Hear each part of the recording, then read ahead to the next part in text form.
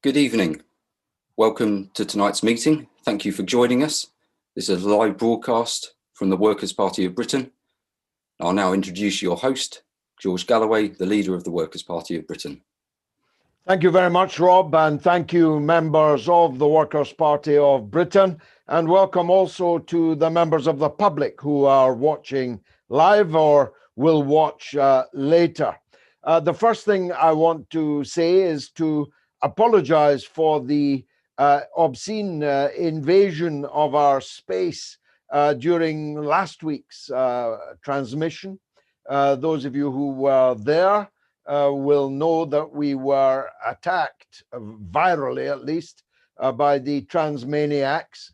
And I apologize if anyone was offended by the obscene imagery and words that they were able to put on the screen. I want to make it clear to them and to all who are opposed to us that you will not intimidate us. We will never back down. Not one step back is our hallmark, and you'll see that increasingly as the years go on. We stand up for what we believe to be right. We fight for it with whatever strength we can muster, and we do not resile from it. We disdain to hide our views on these matters as on others. Now, I didn't intend to return to this question, not least because I regard the grossly, vastly disproportionate amount of time devoted on what passes for the left in Britain, no doubt elsewhere also, but in Britain, a grotesquely disproportionate amount of time is expended on something which can only be an issue for a tiny, tiny sliver percentage of our population, when we have so many gigantic issues that are in the face of the vast majority of the people of this country. I don't like to spend too much time on it, but I have to return to it because of what happened yesterday, which was broken in the Times this morning, and which has dominated the chat shows and the political commentary throughout the day. And that is the extraordinary, let me put it that way, démarche from the Sussex Health Board, which redefined certain key terms in the lexicon, in our vocabulary, in our language, about one half of the population of our country. So it's important. It turns out that women who give birth to children in that health board will no longer be described as mothers, but we will be described as birthing parents. And when they, as anyone with any sense does, if they are able to do so, breastfeed their new baby, they will not be breastfeeding them, they will be chest feeding them. And this monstrosity, this extraordinary development from a health board in the Brighton, Sussex area might have been forgotten if it had not been compounded on the television today by a senior figure on the Corbynite left of the Labour Party. Now, Richard Bergen is a friend of mine, and I sincerely regret having to say this. But I have watched, as many of you will, have watched the video of him on the BBC Politics programme this afternoon, in which he repeatedly refused to give an answer to the question of whether in the law in Britain, people giving birth to children should be described in the law as women or be described as persons. Now, this, I'm very sorry to say, is entirely typical of what has become of what describes itself as, and unfortunately gives the rest of us a bad name, as being left-wing politics. You will never persuade the almost 35 million women in Britain that they are not women, they are persons, that they chest fed their babies rather than breast fed them, that they were not mothers, but they were birthing parents. This is a kind of madness. And it's bad enough when it comes from the woke, tiny minority. But when it comes from someone like Richard Bergen, a hitherto relatively sensible member of the Corbynite left, it shows the extent to which that kind of politics, that kind of woke identity liberalism, masquerading as left-wing politics, really has disappeared up its own fundament. You will never be a national leader. You will never win back, never mind the red wall and beyond. You will never persuade working class people, particularly women, but not only women, because men have mothers, men have sisters, men have daughters, and they will never be persuaded that this relentless attack on women's rights, women's identity, which is what the other side of the coin to transmania is. You will never be a national leader. You will never be a working class leader if you cannot answer that question straight, if you cannot be honest about that question. It is women that give birth to babies. Hallelujah. We would have no human race were it not so. It is women who, if they can, breastfeed their children, not with their chests, but with their breasts. Now, none of this need have to be said, but it does, because in social media and on sofas everywhere, everyone that has caught this broadcast by Richard Bergen today, except for a tiny, tiny proportion of left and ultra-left liberals, is scratching their head in disbelief. Labour cannot bring itself to say the word woman for fear of offending a tiny number of trans maniacs, most of them themselves not trans people, but who have become obsessed, infatuated with this ultimate identity politics issue. Now, we don't take this view because we're old fogies. Look at me. I'm not an old fogey. I'm not a prude. Anyone that knows anything about my life knows that that is not true. We're not phobic about anything. I wear as a badge my Stonewall Award for standing up for gay people long before Corbynism, long before it became a de rigueur in British political life. I was a champion of gay rights when it was not popular. I have been surrounded by gay people, working alongside me at my right hand all of my adult life. None of this has anything to do with any kind of phobia. We're standing up for women. Women's rights to be honored and cherished as women. Women's rights to have their natural role in life honored and cherished. And women's rights are to protect their space, to protect their place in the world. That's why we take the view that we do. not because we're phobic about anyone. If a trans person joined us tomorrow, they would be as welcome as anyone else sitting next to us. We'll treat them exactly as they wish to be treated. But we will not deny science and biology. We will not defy logic and common sense. They can act like a woman. We will treat them like a woman. But don't ask us to believe that they actually are a woman, because a woman is a carefully defined, I believe, divine creation.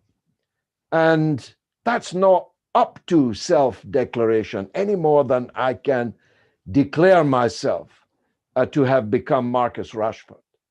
This is an offense against reason, and we will never defy reason. We believe in reason, believing as we do that the rational application of objective truths will light the path to the kind of society that we wish to see, where men and women, black and white, gay and straight, of all hues, can live as one, can live as part of one civilized human society. So I had to say that because it's the season. It's the season for this kind of madness, like those campaigning now to put Andrew Neil's new GB News channel off the air before it's even on the air, on the basis that it's going to be right wing. Unlike that nice Mr. Peston on ITV, unlike that nice Mr. Marr on BBC, it's going to be right wing. I don't care if it's right wing or not. I'm against closing down television stations for political reasons. If only for the reason that one day they'll come to close me down and close us down. Why do you imagine, those of you who are involved in this, that this kind of closure, this kind of cancel culture will stop one place before it reaches you? Why do you imagine that feeding people to the crocodiles will stop those crocodiles eating you? Haven't you learned anything from this last period? If they close down GB News, how long before they close down the mother of all talk shows? How long before they close down Sputnik? How long before they close down this broadcast, our Twitter feeds, our pages on Facebook? Don't you see the madness of this woke culture? As it happens, I actually think that Andrew Neil is, by the length of Sauchiehall Street, better than Peston, better than Marr, better than Koonsberg. At least he gives a hard time to everybody, not just Jeremy Corbyn. And if Jeremy Corbyn couldn't stand up to Andrew Neil, perhaps he wasn't the answer after all. If you're in the kitchen, you got to expect it to be hot. I myself faced Andrew Neil many times. I don't think if you look back at the interviews, you'll think that I failed in any way. So don't fall for this kind of liberal madness that Andrew Neil's station is going to be qualitatively different from the political coverage we've got in those nice liberal stations that are already on the air. It's in the air. The Scottish government announced today that their new hate crimes bill will, after all, allow the arrest and prosecution of people for what they have said in their private homes at dinner parties. And so someone, say like me, at a dinner party in Scotland, who adumbrated the attitude to the trans issue that I have just done, if reported by someone else at the table in my own home, I could face arrest and prosecution for hate crimes. Now, again, if you cannot see the danger of that, who will define what is a hate crime? We've got a government defining hate crime that spends most of their day and night either evincing verbally or in practice a hatred of Britain, a hatred of English people. Yet they are defining a new category of hate speech to which anyone at all could fall foul. Any one of our members speaking on this platform, any one of our members speaking on Twitter, even if they're not in Scotland, could face arrest in Scotland if they visited me here for speech which they have made in print or orally, if it fell within the rubric drawn up by the Scottish National Party. Now, if that doesn't frighten you, it should. Now, speaking about Scotland, let me announce that we are putting up a candidate in our first local government by-election in Helensburgh and Lomond North, quite the most beautiful constituency in the entire country. I defy anyone to come up with a more beautiful ward than Helensburgh and Lomond North. It would be a joy to represent it on the Argyll and Bute Council. And we are standing in the by-election there in March. And when the nomination papers are in, I'll announce maybe next week who that is. Sorry, Lomond South it is. And the by-election is on the 18th of March. So that's Helensburgh and Lomond South. Loch Lomond, you know it, is on the 18th of March. And we're going to give that a good go because our candidate is a local man, a key worker who's lived and worked there for years. We're going to give that a good shout. So our first local government candidate will be announced imminently. And I hope to be in a position, again by next week, to announce our first Westminster parliamentary candidate. Also, I just need to confirm with my comrades in the leadership of the party the process by which we can announce him.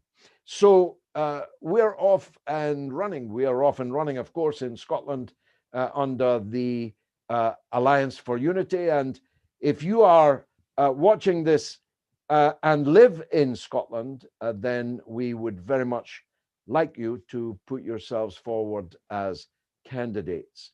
We're standing 56 at least candidates for the 8 regions of the country. And although we have a lot of candidates, we still have some vacancies. So please get in touch if you're interested in being a candidate for the Scottish Parliament. Now, on to other matters. It is important, I think, to acknowledge that Britain has now passed the 13 million mark in vaccinations. It's the one thing that the British government did not mess up, though the Scottish government did. The mishandling of the entire coronavirus crisis has been widely discussed by the Workers' Party, including by me, on these broadcasts, and you can go back and listen to them if you think I'm letting the British government off lightly. I'm not. But they have finally reached me, and so I hope I have your good wishes as I go for my vaccination on Friday morning. And I'm very glad to get it. and it's undoubtedly true that the vaccine will, even if it doesn't entirely protect us from catching this virus, in all cases, it will make it much less likely that we'll become seriously ill or, God forbid, die as a result of catching the coronavirus. And that has to be a fantastic step forward. Now, the World Health Organization have concluded their investigations in China, which took place, of course, under intense political scrutiny, not to mention political incitement. The United States, which withdrew from the World Health Organization, kept up a steady barrage of propaganda against China, but it did not succeed in swaying these professionals, these scientists and physicians, people at the very top of the professional tree, from debunking the absurdity that somehow the coronavirus 19 was grown in a laboratory, and either by incompetence or worse, the Chinese authorities allowed it out into the world. This is false. It is a falsehood. That is to say, it's not just false, it's a falsehood. It's a deliberate attempt to deceive for political purposes. And I was on CGTN, the Chinese television station, this week. I urge you to look at the full interview. And I was making the point I've made to you before, but in short, the coronavirus is just one of the different items on the menu that has been drawn up by those who wish China ill to select from a different dish every day. One day it's the coronavirus, next day it's Huawei, or it's Taiwan, or it's Hong Kong, or it's Tibet, or it's the Falun Gong, or it's the Muslim question. They have a wide-ranging menu, and they bring it out for our delectation from time to time, a different dish. But the dish of the day is the coronavirus, the attempt to blame China, when in fact, if we'd all been like China, none of this would be happening. If we had all responded to the coronavirus with the speed and the strength and the levels of organization and state power that China and some other countries, not by any means all politically homogenic, then we would not be in this position now. If we'd responded like China, like Korea, like Vietnam, like New Zealand, then we would not be in this position now. So I urge you all to reject the attempt to frame the people of China and their government. This is an attempt to weaken China, that's all, to slow China's progress. And that progress will not be slowed. In fact, any minute now, the Chinese economy will be the biggest, most important economy in the whole world. And there's no going back from that. So on the international level, we urge constant vigilance. It is remarkable, given the WMD hoax in Iraq, the number of people who can be so easily deceived into one canard after another. You'd think after what happened in Iraq that people would not fall for it again in Libya, but they did. You'd think after Libya they would not fall for it again in Syria, but they did. You'd think after Syria and Libya and Iraq that they would not fall for it again over China or over Russia or over whomsoever is the latest whipping boy. But they did. And of course, it's the fools that fell for it. It was the knaves that carefully crafted the lies. Finally, on a very bright spot indeed. The process in Latin America, which once looked so positive and then so dastardly, is now bright again, following on the victory of the left in Bolivia and the return to the country of our hero Evo Morales, to a hero's welcome from the masses in Bolivia. The right wing have again been defeated, this time in Ecuador. Ecuador is important to us here in Britain because it was the country under the great President Correa, which gave my friend Julian Assange political asylum and allowed him to shelter in the embassy in London before his successor, the ill-named Lenin Moreno, literally sold Julian Assange and his country's honor for an IMF loan, which turned out in any case to be a mess of potage. Lenin Moreno did not stand for a second term because his polling ratings were 1%. 1%. And so he pulled out. And the socialist candidate has won by a big margin the first ballot.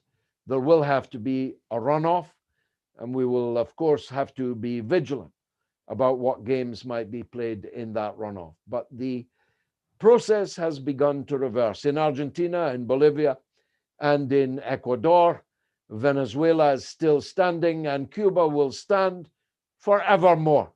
Thank you very much indeed for watching this broadcast. Thank you very much, George. Right, we've got some contributions from members to come up. So I'm going to come to Ben in Edinburgh, first of all. If you can unmute yourself, Ben. Hi, Ben. Hello, George. Hi. Thanks for bringing the conversation back to rationality regarding the issue we spoke about. I'd like to bring the conversation around to something that we need to talk about, I think, which is rank and file organizing among workers. I mean, as you know, the British gas workers are being attacked by Centrica using the fire and rehire. And it's terrible, but they do have one thing, which is a union that's willing to fight for them.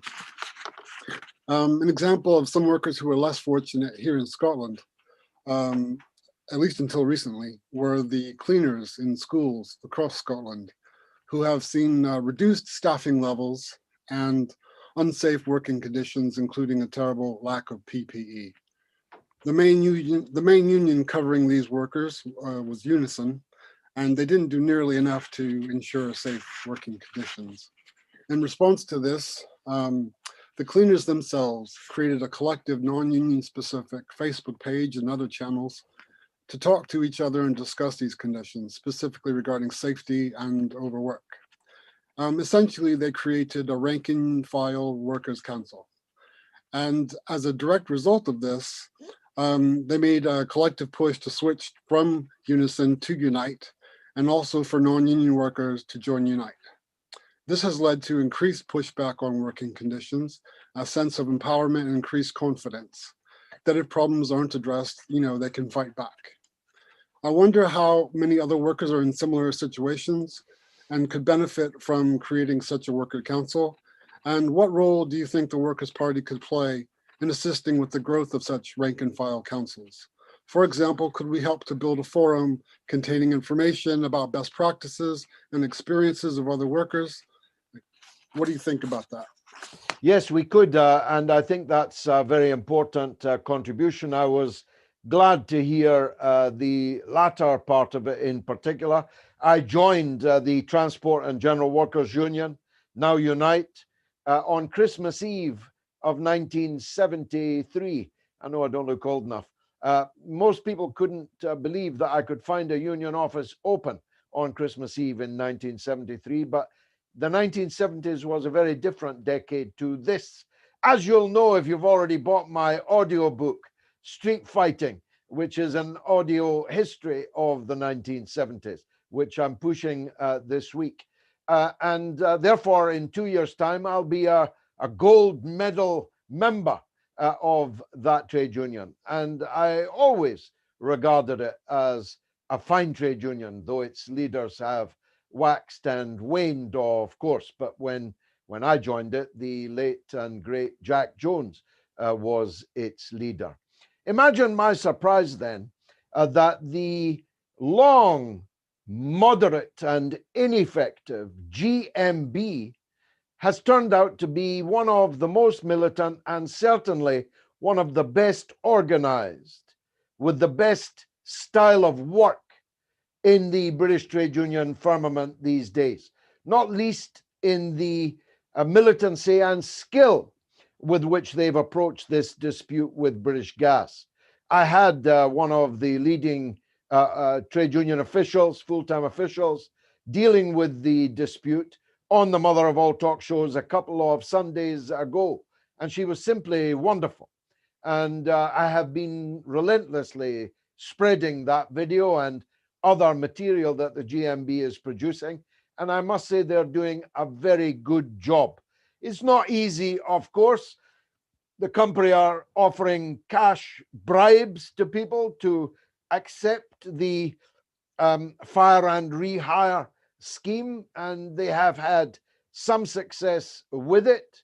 There will always be 2 steps forward, but 1 step back. But the absolute requirement is to stand up and fight. If you don't run, they can't chase you.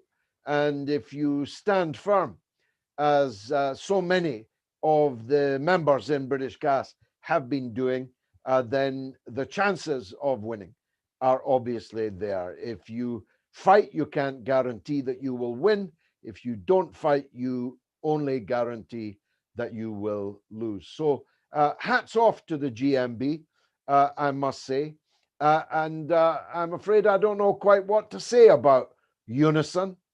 They've never been my favorite outfit for a variety of reasons, and they're certainly not my favorite outfit now. And I think these cleaners have made the right decision to join Unite. But I'm sure my comrades in the leadership at the centre will have heard your suggestion about ways that we can intervene, commensurate with our strength, I should say, in qualification, in the ongoing and about to rapidly increase number of industrial struggles that will undoubtedly ensue as we come out of the coronavirus into the new economy which the coronavirus in part will have created. Thanks for that question and the opportunity to say that. Thanks very much, George. And yeah, thank you, Ben. I think that's a really good, interesting suggestion. And George, as you say, you know, it's not the case that simply by engaging in these struggles that, you know, we can be sure that they'll be won. But of course, you don't have a chance of winning if you don't struggle.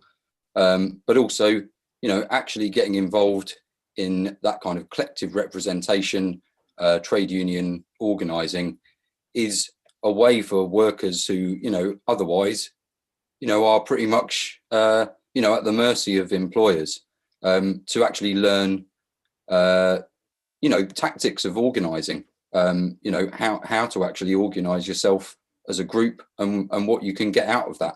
And it's very important to have those victories. You know, they might not solve all of the problems that face workers, but, you know, small victories like that made against an employer, you know, are really good ways of actually building confidence in the working class. And, you know, people can get the sense that it's not a hopeless struggle. You know, if you band together and you get yourself organised in that way, you know, you do have a chance of really pushing things forward. So, yeah, thanks very much, Ben. Those suggestions are noted and appreciated. I'm going to come to Joshua next. If you'd like to unmute yourself, Joshua. Thank you. Evening all. Hi, Can everyone Josh. hear me? Yeah. How you doing? Yeah. Okay. I've gone through a lot of arguments, so I've gone through quite a few arguments what the SNP have about, you know, the say that they would get as part of the EU as a inverted commas independent nation. But there is one final weapon I think the SNP are likely to exploit, and it is the contention, the polemic even, that at least in the European Union, you don't have to ask the European Commission permission to hold a referendum on membership of the EU, whereas in Britain, Holyrood has to ask Westminster to hold permission for a second referendum. Now, to be fair, the EU Commission is unelected, certainly it's not elected by any ordinary person, whereas at least the government in Westminster is democratically elected up to a point. So that undercuts that argument to an extent. And also, I think a lot of European Union countries cannot actually leave, particularly if they're part of the Euro. I mean, France couldn't very well leave because it's got European Parliament, ironically, in Strasbourg. So, and Belgium couldn't leave because that is the epicenter of the EU. It's got the EU Commission, I believe, based in it. But what say you, George? Do you think that's it? I don't think the argument does hold water when you consider those factors, but I was hoping that you could, to quote Anthony Hopkins as Hannibal Lecter, throw us with your acumen, see if you could come up with a better argument than what I just outlined. Well, I saw it put very well today by someone on Twitter. If the Brexit referendum had been lost by the Brexiteers by 55 to 45 just 6 years ago, how long do you think it would have been until we were given another referendum on Brexit? I thought it was a blindingly strong point. The idea that you can keep having referendums until you win them is perfect nonsense, because it means that the country that we chose to have 6 years ago with Scotland in Britain is constantly having to justify its very existence. Or to paraphrase, the separatists only have to win once. Those who are against separatism have to win all the time, every day. We can't go on like that. The Edinburgh Agreement was very clear in black and white, and it was signed by both Alex Salmond and Nicola Sturgeon. One of the last times the two of them duetted harmoniously together. And it said that this was a decisive referendum that must be accepted by either side, by both sides. And it was repeated ad nauseum by the separatist leaders that this was either a once-in-a-generation referendum or a once-in-a-lifetime referendum. Now, I'll take them at their best point, which is that it was a once-in-a-generation referendum. And I'll even go further, although some people say a generation is 30 years, some say even 40 years. I don't agree with that. I think it is reasonable. We could even set the date now, that 20 years, a political generation, 20 years after the last one, we can have another one. That would make the next Scottish separatist referendum in 2034. But that referendum, were it to be held, would have to be a very different kind of referendum to the one that David Cameron inexplicably handed to Alex Salmond, where Salmond got to choose the date, the 700th anniversary of Braveheart and the Battle of Bannockburn, 2014. He got to choose the question so that Salmond could be the happy, smiling yes face, and we had to be the mean, scowling no face, and perhaps above all, the franchise.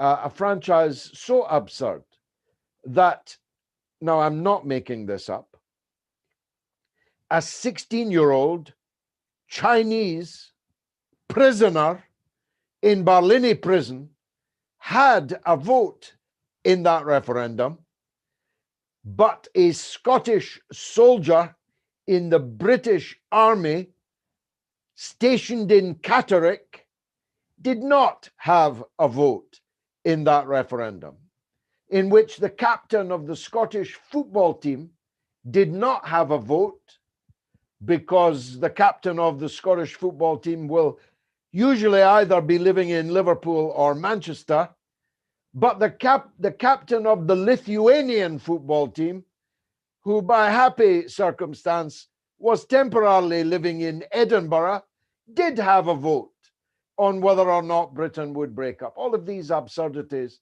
will have to be dealt with between now and 2034 in a Clarity Act.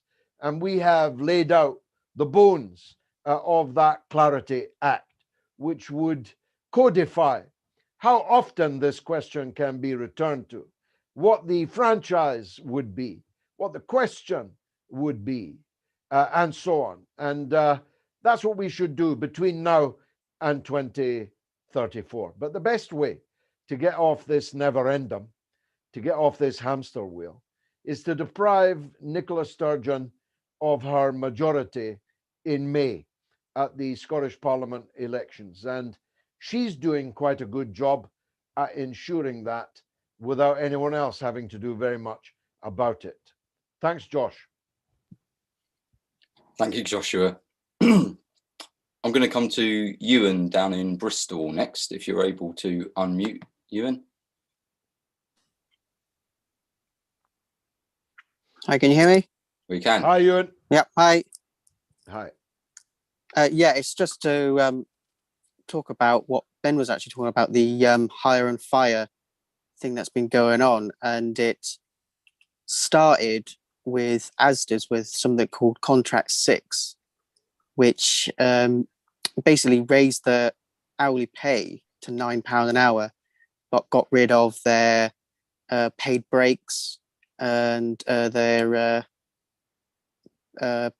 bank holidays you had to work, apart from like Christmas Day and things like that. Pay cut for overnight, not pay cut, hour cuts for the people that worked overnight. And it's just gotten worse from there, really. There's more like with the British Gas, and also now by the looks of it, Tesco's is now doing something similar in Scotland, funny enough, in Livingston distribution depot, where there's going to possibly be strike action, where they have said the same thing to them, that they're going to fire them and then rehire them back on, but with less benefits, and also having made a huge profit. Well, huge profit as in 29% last year, and still trying to make money up by cost cutting. I just want to know what you think, if there was anything more we could do, like try and help those sort of people that are in that pressure to either take a less paid, better job, or end up losing their job. Well, obviously, these are primarily matters for trade unions, the defensive formations of the working class. Our stand is the stand of A.J. Cook, not a penny off the pay, not a minute on the day. And we will support any workers whose conditions, wages are under attack by ruthless, unscrupulous employers who are themselves in receipt of state-funded largesse on a gargantuan scale. The state has been supporting these big companies to a huge degree, and some of them have used the state support to pay dividends to their shareholders whilst cutting the conditions and the wages of their employees. And this is unconscionable, and we will do everything we can. Again, I say within our potential to do so. We are a small organization, albeit growing, but we shouldn't overpromise and under-deliver. We cannot replicate the trade union movement, and have no wish to do so. We believe in trade unionism. But yes, companies like Tesco and others who have really made a fortune in the pandemic year, in this year of living dangerously, where Amazon became so overwhelmingly hegemonic, and other companies like them, not, by the way, just in Britain, but in other countries also, in Russia, in China, in Africa, all over the world, these big distribution companies that have the ability and the logistics to deliver straight to people, cutting out stores and the staff that work in them, have all massively enhanced their profits. It's one of the reasons why we agitate for the corona tax, so that the people who've done best out of the war will have to pay something, a small amount actually. It's a modest proposal, so that the rest of the working class can be saved from some of the worst of the consequences of the pandemic. Thanks very much, George, and thanks for your question, Ewan. I'm going to come to Tess next, if you're able to unmute, Tess. Thanks, Rob. Hi, George. Hi, everyone. Hi, Tess. What Ben and Ewan are just saying is kind of linked to what I was going to say. We've been putting together the environmental policies for the party. We've got a group going, and it's quite a few of us, and we're all sort of getting our heads together and going off and researching different bits and bobs to do with what our policies will be to do with the environment, because obviously that's really important. Everywhere we look, though, as we talk, we realize how up against capitalism we are in every direction we look. Because as you look through history, all inventions that have ever got through are profit-based, whether they're, whatever inventions they are, everything has always been profit-based. And the real challenge seems to be coming up with options and solutions that are, we have to ensure that every solution we come up with is not based on what's best for profit. It has to be what's best for us, for the planet, for the environment. There's no point paying any lip service to these ideas and just saying, oh, we're doing a green this and a green that.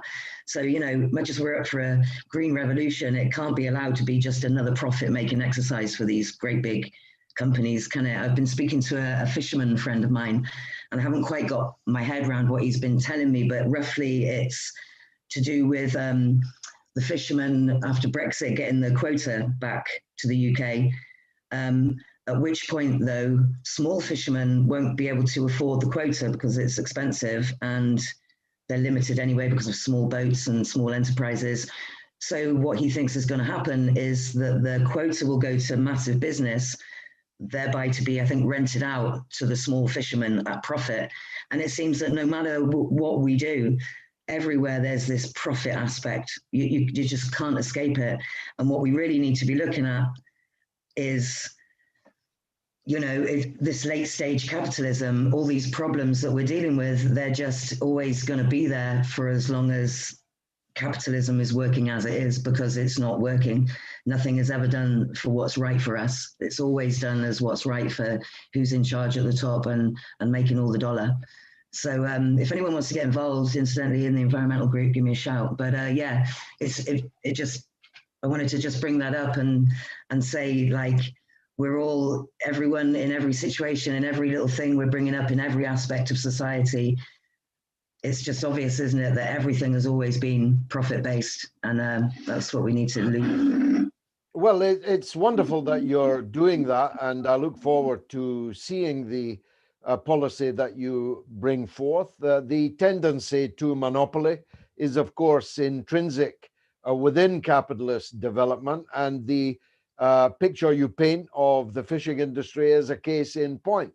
As a matter of fact, the tendency to monopoly was already well underway before Brexit. And now that we have Brexit, it won't be reversed unless there is state action to reverse it, which there should be. And that's why we always will find ourselves as allies of small business, even medium-sized business, against the monopolies. That's why we'll support, for example, aid to the small trawlers, trawler businesses, trawler men.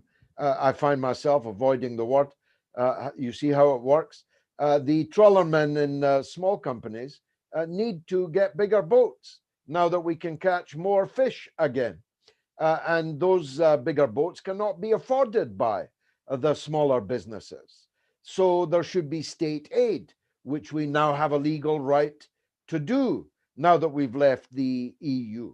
And it will create shipbuilding jobs to build those bigger vessels. It will provide more employment in Britain's coastal communities to fish more in better, more modern, bigger, more efficient vessels. So we will support these kind of demands which the small and medium-sized enterprises will make of the state. I'm sure that they will.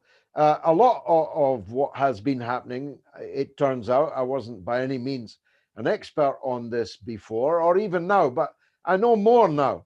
And what I know is that actually a lot of the big fishing companies are actually employing foreign labor to man their vessels.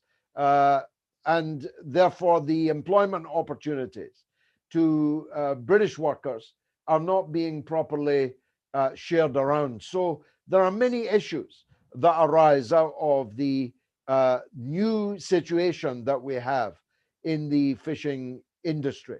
And we need to keep on top of them because, of course, amongst the working class in coastal communities are the biggest number of alienated people from the late capitalism that you describe, who are living really difficult lives in difficult social and economic circumstances, in run-down coastal towns and villages that have seen better days, but are now shabby, underinvested in, with higher than average unemployment, and with not very much to do for their sons and daughters beyond catching a train somewhere else to find work and to find housing.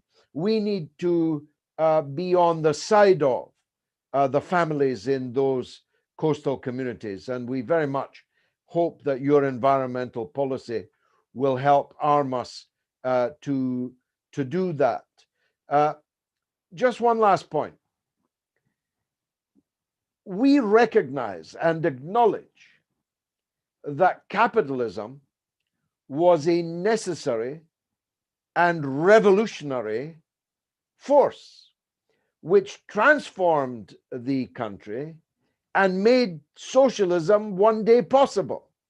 If there had not been the Industrial Revolution, the capitalist revolution, there would have been no talk of socialism. Our case is that now we have reached, indeed for some time, we have reached a stage where capitalism is holding us back, not leaping us forward as it once did, but holding us back, and that we could better develop a human society worth living in with greater sustainability and the possibilities of a happier future if we could move beyond capitalism, not undo it.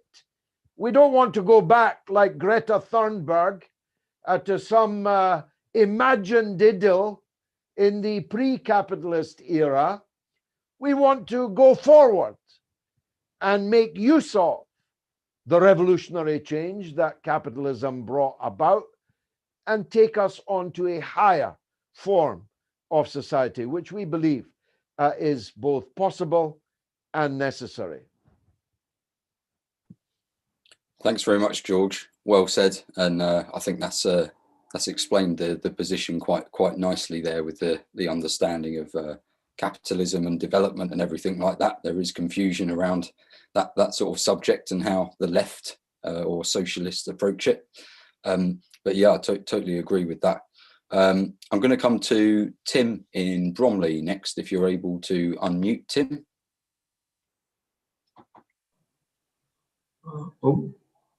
Am I off? Can you hear me okay? We can. Yeah. Oh, hello, Rob. George, very good to see you, and good evening, colleagues and comrades. It's been a really good and interesting discussion. I had a quick chat with Rob actually earlier. I mean, if I can just say a little bit from myself, I mean, I've only recently joined the party at the beginning of January, having been a member of the Labour Party for 40 years. So I joined the Labour Party in 1980. And I've been active in that party, and I've been shortlisted for parliamentary seats in the past. And it was something very hard actually for me to consider leaving the Labour Party. But I think where it really got down to, and it goes a little bit to the point you raised at the beginning of your talk, George, about Richard Bergen basically not giving a straight answer to a straight question, or a clear answer to a clear question, probably a better way to put it, is I just got increasingly frustrated with the way that once Jeremy Corbyn had been elected, and I share your view, I don't think he was a profoundly effective person in terms of the demands of leadership, but nonetheless, the whole attitude of the Parliamentary Labour Party in consciously seeking to undermine him and the whole of the agenda that was being put forward, the behaviour of people like Wes Streeting was just frankly outrageous. And I thought it was just so diabolical, I got quite disillusioned with that. I've never regarded myself on the extreme left, I still don't, but I believe very strongly in clear social justice, in challenging the excesses of a capitalist system, ensuring there's a proper and robust framework of rights and support for workers, and making sure, frankly, that we improve the living standards of most people, and we address the greed and the excess at the higher echelons of society, which is generated through a monopoly capitalist system, in essence of driving excess profit and driving surplus value from labour. In other words, that workers do not get the full value of what they create through their work. And so the way that the Labour Party have behaved in completely undermining what was still, I felt, a really good and sensible platform that was put forward in the last election, frankly, I found despicable. I was just so deeply underwhelmed by Keir Starmer as leader, trying to do the old wrap yourself in the flag stuff. And I felt the whole issue in the way that the press had reacted to the issue of anti-Semitism in the Labour Party and the way it was used, I thought was just abhorrent. And anti-Semitism is abhorrent, but the way that it was used, in my judgment, as a way of attack rather than actually addressing the core issues, just left me cold. And I got, frankly, also bored, tired, frustrated, call it what you will, with the whole approach of the Labour Party to foreign policy. I mean, frankly, there was no difference in the policy in respect of foreign affairs between the Labour Party and the Tories. I couldn't see a difference. And it all just seemed to be cozy in the main to the United States. And then whenever the US might change its view, then the Labour Party would change its view. So I found that really to provide a credible alternative, I got to the point, and there was a tweet actually from a comrade who was on Twitter today, who said it's his statement that whether or not the Workers' Party were going to win a general election or not, actually isn't the point. You get to a stage where you think, do you know what? I can only be true to myself, and I can only make the change that I can make. As Gandhi said, be the change you want to see. And if I do a change and make a change, maybe someone else will. And then maybe someone else will. And then maybe someone else will. And it builds that momentum. So for me, it's actually feeling from a position where, having left a relationship of 40 years standing, I actually feel really liberated. And I sort of feel already, frankly, in an environment where, putting it bluntly, amongst friends, comrades, people where actually we just want to make a change. We're not idealistic in a naive way, but we're trying to drive real and important change and to use our influence in whichever way we can, whether it's within trade unions more broadly, through the fact that we have a very high profile leader in you, George, who's very articulate, and you have a very strong presence, then actually we can make our voice heard and our influence felt. And frankly, whether we're circa 4,000 members or not, I think we can magnify the effect that we have through working collectively and through putting our case so clearly. So it's really a pleasure for me to be actually part of the discussion today. I just listening to the debate that we've had shows, I think, the maturity and the focus that all of the contributors have had today. And I think, George, with your profile as well, and with the leadership that we've got, I think we can have a real impact. And whether it's on the Scottish issue, in the referendum, more broadly on workers' rights, on international position, I think we've got a lot to offer. So I think we should take our voices. We may be small, but I think we're perfectly formed and we can make a loud voice and have a big influence. Wow, a star is born. Sign that man up for whichever constituency he's living in and put him forward now for Parliament. Absolutely wonderful contribution. First of all, welcome, warmly welcome on board, not least because of the good taste that I can see on the wall behind you. Anyone who has the good taste to be showcasing the jam on the Workers' Party broadcast is all right by me. Just in parenthesis, it is funny that you said that about the flag. There is no other left wing in any country that would have a problem about having their own country's flag on view. The Georges Marchais, the most popular politician in France, the former leader of the PCF, the Communist Party of France, he talked about building socialism in the colors of France. And that's what we want to do also.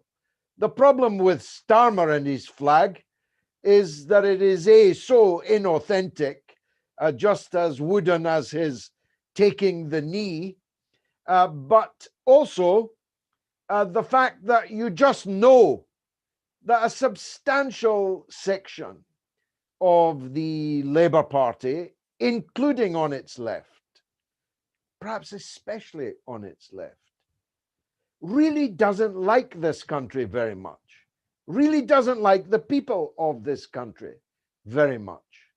And that was evident through the whole Brexit saga, where they were so ready to sign up to the view that the working class in the Red Wall and beyond could only possibly be wanting Brexit because of a whole series of negative ists and isms and obes.